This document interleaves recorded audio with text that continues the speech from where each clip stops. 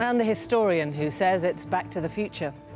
Victorian men made sure their sexual indiscretions didn't damage their status in society. Are today's modern wealthy men using super injunctions to do much the same thing? Because after a week in which Twitter's exposed just how frail a thing an injunction can be, that's the place we're at right now. More people than ever know the secrets that the papers have been prevented from publishing. What's fascinating is just how much to script the affairs go. Older guy finds younger woman. In most cases, it is the man calling the privacy shots. So much for our Sex and the City Cosmo Girl revolution. Whatever happened to all that? Historian Kate Williams, author of England's Mistress, gives us her view. A saintly killjoy! Crawley! Nicholas Bulstrode, the wealthy Middlemarch banker of George Eliot's novel, covering up his shadowy affairs to preserve his status in society. What brings you here? So what was Bulstrode like? Bulstrode was effectively a banker with aspirations to be a bishop. He was a public evangelist. He believed in piety and tried bullying tactics to impose it on others. But there was a complete disjunction between his public life and his private past. So what happened to Bulstrode's pretty like what's going on today.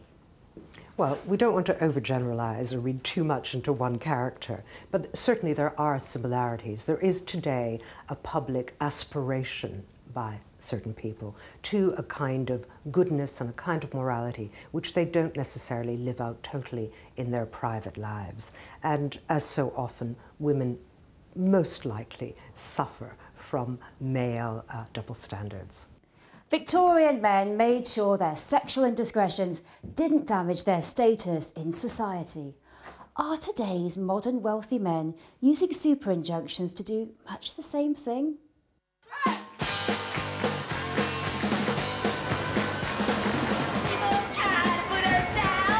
But it wasn't meant to be this way. Wasn't the sexual revolution supposed to liberate women from Victorian-style sexual servitude? The swinging 60s and the women's lib movement had started to take hold. By the 70s, radical feminism was in full flow. The private had become public, largely thanks to new magazines that didn't care for the old taboos.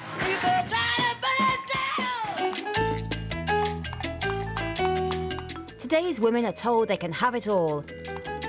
Sex and the City's iconic stiletto-clad divas have the wardrobe, the sex life and the high-powered jobs. Yes, the modern woman can be rich and glamorous, and she can sleep around as much as she likes. So Louise, can we be like characters in Sex and the City? Can we really have it all? Sadly, no. Life's never like it is on film or on TV. I mean, I think some women do live the sexy liberated life of the girls in Sex and the City. I, for one, would like their wardrobe of shoes, but I don't have it. But no, reality and movies are always miles apart. And so we might say this modern rash of super injunctions have proved that the sexual revolution that magazines like Cosmopolitan have pushed has really failed. I think that's a really interesting point, because I think if you look at the injunctions in the terms of the sexual revolution, on one hand, you could say the revolution's really worked because these women have chosen their own sexual partners and chosen to sleep with whoever they wanted to, but they can't talk about it. And that's where the sexual revolution has failed, because the men are still in the positions of power and of larger income. And statistically, men still earn far more money for doing the same jobs as women do. And that's the issue, it's money, not sex. Has history gone full circle?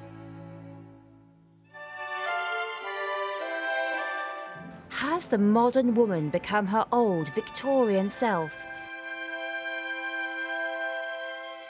A pawn in a rich man's world.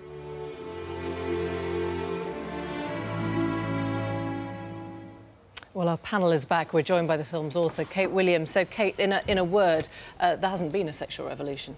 Well, no, I mean, I think the whole super injunctions, it's completely outrageous. We might as well be living back in a Victorian novel or a Victorian mill where the mill owner has an affair with one of his workers and then just gets rid of her. I mean, Hugh, obviously, you know, you've been a victim of people stalking you, but a lot of these super injunctions are taken up by men who have an affair and then slaps a super injunction on someone, and this woman will have to go to prison if she even mentions their affair. It's outrageous. Helen, has the sexual revolution worked for you? Well, not. I think personally, it all does boil down to the way I've seen it. Is the man is getting his own way. I've been put out there to kind of, she's done what she's done, regardless of how I was doing it. He's protected, and that's been it. That's the bottom line, and that does relate back to how it used to be years and years ago. A lot of people remember you, the Divine Brown episode, the way that was sort of handled. I mean, do you get that at the time? Does it all look like a big cliché, really? Does what look like a big cliché? Well, you know, the kind of the rich, famous man goes to the prostitute. No, I think, from what I understand of this part of it, because I'm not really super up there on super injunctions, but from what I was talking to a lawyer today about it, if the girl also wants protection, I think it's very much the guy who's taking out the injunctions obligation as a man, as a gentleman, to protect her as well, and I'm shocked if anyone has not done that. So were you shocked by this story? But it has to be said, I don't know your story, sadly, but it has to be said, I think there are other cases where it's been a situation where the girl is about to sell the story for a lot of money, and then the guy who wants to protect his privacy and maybe his family, he's screwed up. Not everyone is absolutely perfect, wants to protect his privacy, wants to protect his children from an expose that really is no one's business, and he then takes out an injunction to stop the girl selling her story to a newspaper. And I'm not sure I see that as quite as evil as Fraser does. This is the problem with the way the law is developed. You get something which is supposed to protect the small people against the powers of the press, and it ends up being used as a tool by errant footballers and other powerful people so they can do what they want without anybody blowing the whistle. What do you mean do what they want? They're protecting their privacy because their privacy is no one's business. It's not your business or anyone's business. But they're private individuals, we are in a position, just like you are. And if someone that came after your privacy and tapped your phone or spied on you through a long lens and said, Fraser Nelson is getting up to all kinds of mischief with this girl who's dressed as a nun and likes to spank him in a nappy, you would be very keen to... never got out that story. Well, no, I don't believe that story either. But you would take out an injunction to try and stop it. I like to think that I wouldn't. I mean, sure, it was an instinct, as Andrew Marr found, to do whatever you can to protect your family. Well, you never know until you're in a crisis position. And nor are all successful people or rich people evil. I mean, no, you know, sure. it seems so mean-spirited, this country now, that people say, OK, you can be an actor, you can be a footballer, but if you get successful, if you start earning money, you have no human rights. We're going to steal them all. But isn't it terrifying that someone goes into jail for even mentioning it? I mean, that's what I find the most scary part, that because there has to be... has to go to jail. No, there has to be an imperative to stop people stealing privacy. It's a theft. It's like stealing your wallet. It's like stealing your china. It's basically stalking with a lens, no, it's theft.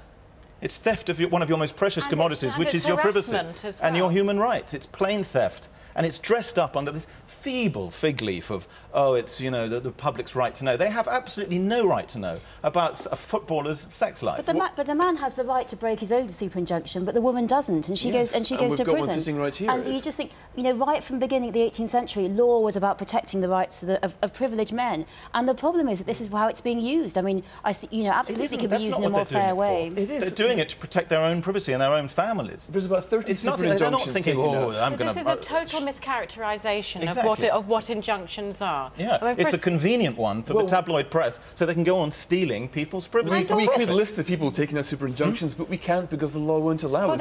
If we were in America, we could. They're not super injunctions, they're injunctions. I mean, just for a start, just on terminology, injunctions, anonymised, super injunctions. Client, I mean... Well, actually, I'm glad you asked, because this is such an important point. Not all of my clients are very rich celebrities. Not all people who are in the public eye. How many women have taken out injunctions? We act on both sides. Generally, it's not women who take out injunctions. I mean, what kind of percentage? Yeah. Is it 80-20? Is it 99-1? No, but that's obvious. Women don't behave as badly as men. That is quite clear why that happens. Men are naughty and... But just to finish what the point is... Why do you think that's right? Why is that? Well... I know you said it jokingly, sort of. OK, if you take it as a fact of life, they always have been. We saw it in your film. They've always been liable to be naughty.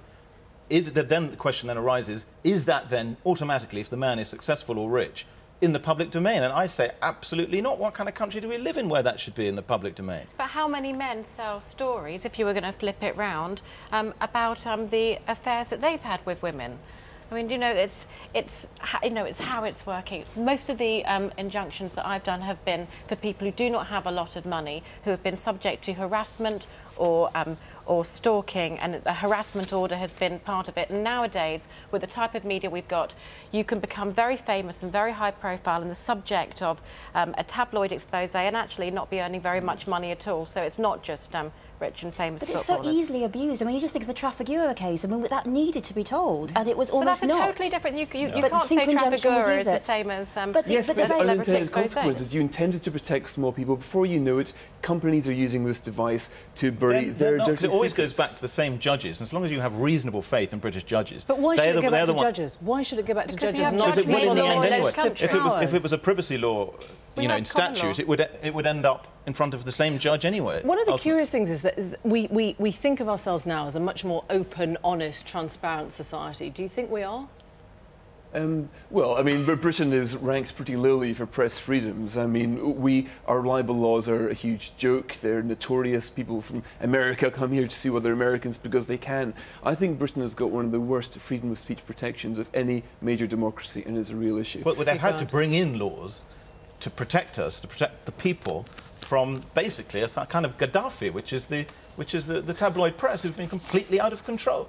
And with successive pussy governments, too frightened to slap them down because all they want is votes. You know, politicians who used to have principle and duty and care about the country, their main concern now is spin. Let's make the papers be nice to us so we get re-elected. Is this the end of an industry? If the super injunction or the injunction comes in, is it going to spell the end of the tabloid?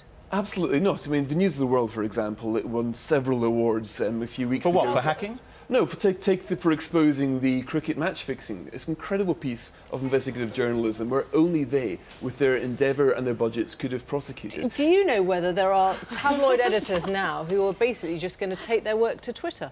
Expose that? No, well, there's no money in Twitter. Because there's no money to be made from Twitter. That's the whole point. That's why it's unfortunate that Twitter are breaking the injunctions. But at least no one's making any profit. Part of journalism. No one's getting rich from stealing someone else's privacy. All right. Thank you all very much indeed. I'm afraid we're out of time. We can continue it in the green room for all who want to stay.